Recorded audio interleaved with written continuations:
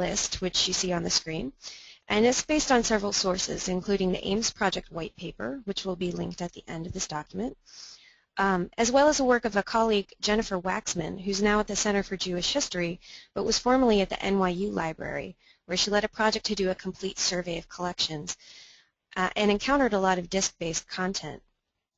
I talked with her and read some of her blog posts, which you can also find online, about how she inventoried these disks to get an idea of how to start. The fields I ended up gathering, as I said, are shown here. These provide basic information to be able to estimate the infrastructure needs, so the size of the data, the hardware that might be needed, for example. It can also help estimate needs for future processing and cataloging based on how much information you've currently found in the record.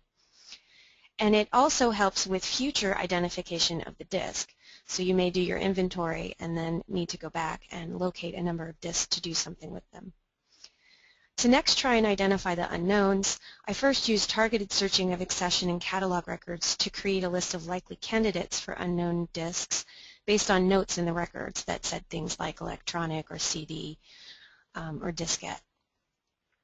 We then went to the stacks to see if any were there, and indeed some were. A third step that I haven't actually yet undertaken is to do a physical survey of a statistically significant portion of collections with content created after the early 80s. From this survey, I would be able to estimate the likelihood that any disks further exist hidden in the stacks and decide how to proceed.